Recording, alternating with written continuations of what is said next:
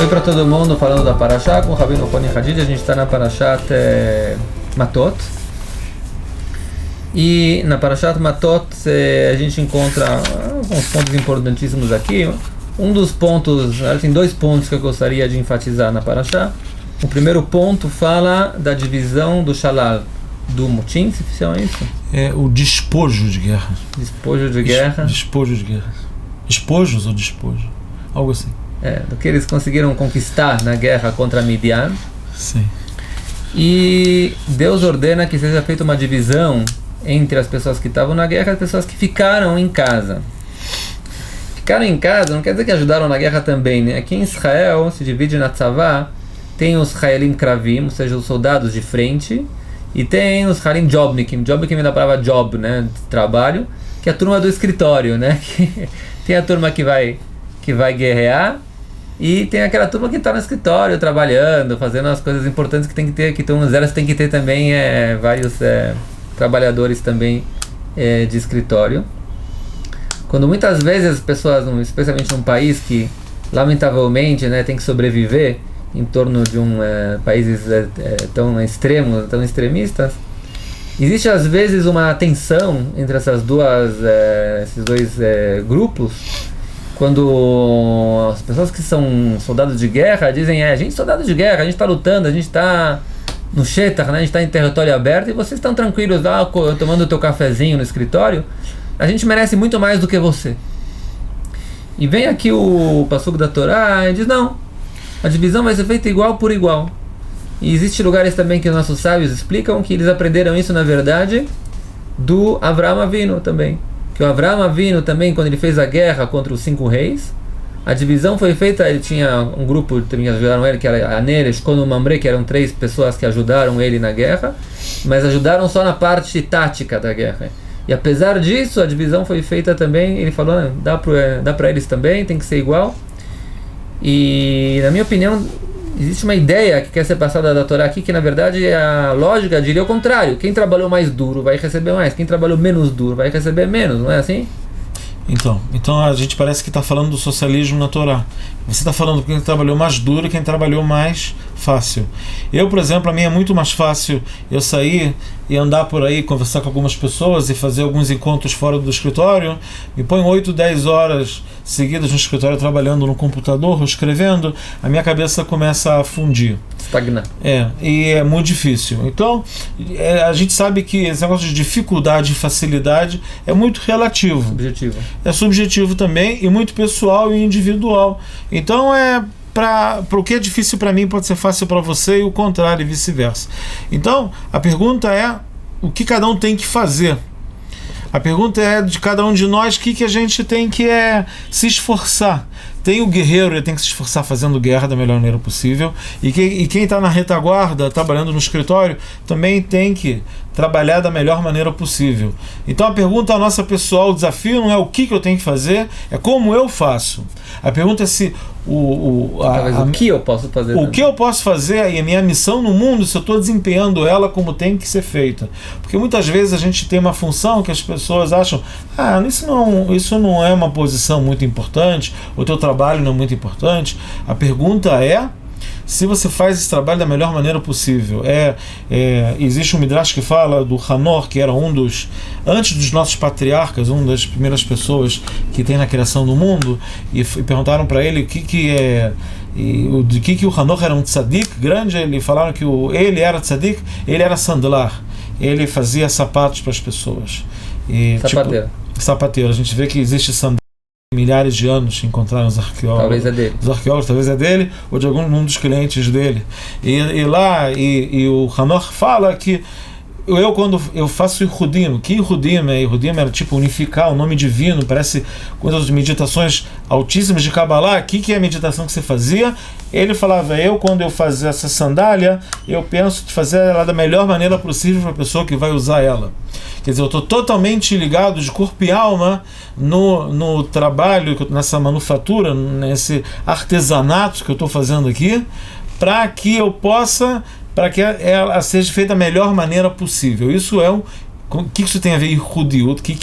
Como está se unificando com Deus nisso? Isso é um tema que a gente já falou várias vezes aqui, que se você está botando a tua coisa mais pessoal, que é as tuas especialidades mais específicas tuas, está botando para fora e está tentando no mundo fazer elas, aquilo é uma unificação com Deus, está fazendo naquele momento. Então, Deus exige, na verdade, uma ética trabalhista máxima, como a gente vê também nas parashiot de Yaakov também, né? Que Yaakov está escrito que foi feita a imagem de Deus, uma pessoa que era parecida com Adam Arishon, e o que mais se enfatizava na parte de Yaakov era como ele trabalhou de maneira fiel para Lavan, que era um perverso, e como ele cuidou do pasto das ovelhas dele, e como ele até o final, o que ele faz tem que ser 100%. A minuciosidade de como é feito o negócio.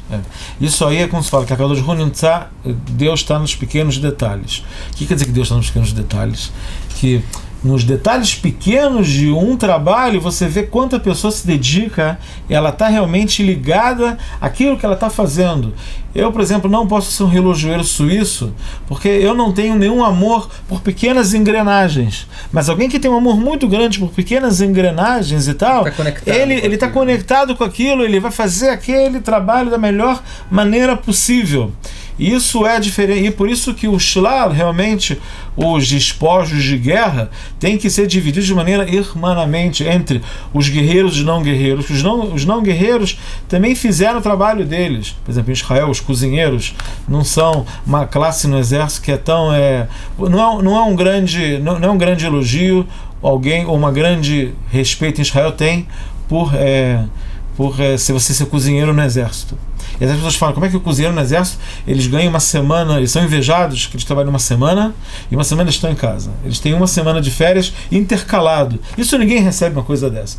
Mas vai trabalhar uma semana numa cozinha do exército de manhã cedo, acordar 4, 5 da manhã para começar a preparar o café da manhã para algumas centenas de soldados, e você vai acabar o dia tarde e tem que limpar tudo. É um dia altamente pesado, trabalho muito árduo. Então, quando você entra nisso, você começa a valorizar o que o outro está fazendo. E realmente as coisas são assim na vida. Eu acho que tem que, na verdade, né, um ponto a mais tem que ser também que, apesar de que cada um pode fazer a sua parte, quem ficou em casa no escritório, quem foi lutar, é a mesma coisa, mas, obviamente, uma pessoa que sim tem capacidade para fazer coisas mais abrangentes e não faz, também é um problema. Ou seja, que a gente falou, tem que fazer o máximo possível e não se perder, às vezes, pela ilusão de que você está fazendo a tua capacidade máxima. Eu vou dar um exemplo para isso. Talvez você falou da tzavá, né, do exército agora. Quando eu entrei na tzavá, já faz eu era jobnik, obviamente, né? Eu não pareço um soldado de guerra, né? Então, eu trabalhava em computação, né? Como um trabalhador de computação no exército, numa das unidades. Faz 50 anos atrás, né? Faz muitos anos atrás. Nem me lembro de o que a gente fazia exatamente lá.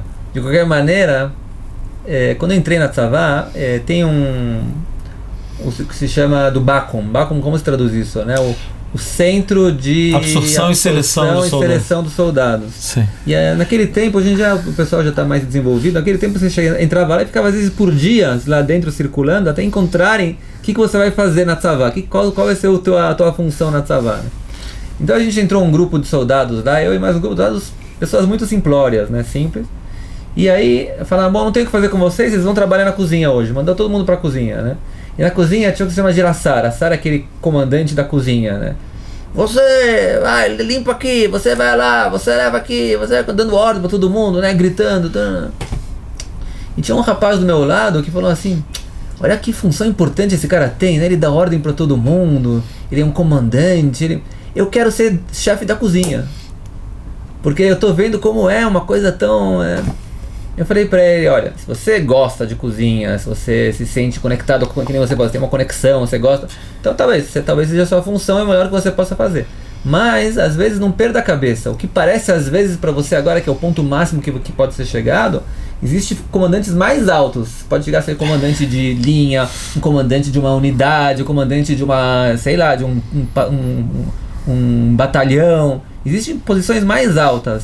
Não se perca no meio do caminho por ilusões quando você vê que pessoas que parecem que têm uma posição alta, mas na verdade não é o máximo que pode ser chegado. E isso acontece muito com as pessoas no mundo também, né? As pessoas entram no mundo e olham para a direita, olham para a esquerda e falam: ah, esse cara me parece um cara bem sucedido, eu quero ser que nem ele. E você acha que isso é o máximo que você pode chegar, quando não é verdade. O máximo que você pode chegar talvez seja outras coisas mais importantes na tua função, na tua vida. Talvez você seja um educador, é mais importante do que ser a função de um ricaço, de um milionário. Talvez tem outras coisas que você não está entendendo, que está sendo passado por uma ilusão, que você possa chegar a níveis mais altos da ilusão que o mundo traz pra gente. E é muito importante a crença que em qualquer área, se é a tua área, você tem possibilidade de crescimento. Eu me encontrei com um empresário aqui em Jerusalém há pouco tempo atrás, que ele tem uma empresa grande, que ele limpa escritórios, apartamentos, uma empresa numa ordem de grandeza grande. E eu perguntei para ele: como você começou? Ele: eu comecei qualquer função igual como funcionário meu. Eu comecei limpando latrinas privadas, e eu limpava apartamentos, eu era faxineiro, eu limpava degraus. Eu comecei a pensar como eu faço esse meu trabalho de maneira melhor, e eu comecei a desenvolver métodos de como limpar estabelecimentos de maneira melhor. Eu comecei a usar equipes, minhas equipes foram se alastrando, meu trabalho ele foi reconhecido, e hoje em dia tem uma empresa grande da área dele. Quer dizer, a gente pode ver que em qualquer área, uma área que parece ser aparentemente uma área de baixo nível, algo que é considerado desprezível, você vê que qualquer pessoa pode galgar e crescer. Se aquilo é a área sua de crescimento, então a pessoa sim pode ter o desenvolvimento, e ela provavelmente vai ter parte nos despojos. Como diz o ditado, né? A pessoa tem que conseguir ver em cada dificuldade um desafio, e não em cada desafio uma dificuldade. Essa diferença entre uma pessoa que consegue ir para frente e uma pessoa que não consegue ir para frente, que nem você falou. Quando você consegue ver em cada dificuldade um desafio, você consegue avançar para diante e chegar à sua verdadeira função. Quando a pessoa faz sua verdadeira função, realmente a divisão é igual para igual, independente do que você está fazendo na tua vida. Mesmo que cortar salada o dia inteiro numa cozinha do exército. Que também é difícil. Se você, uma grande dificuldade. Você sabe, se sente bem cortando salada, talvez seja a coisa mais importante que você pode fazer realmente na sua vida. Tá certo? É isso aí. Se Deus quiser que sejamos cada um sua própria função, encontremos cada um sua função. Shabbat Shalom. Shabbat Shalom.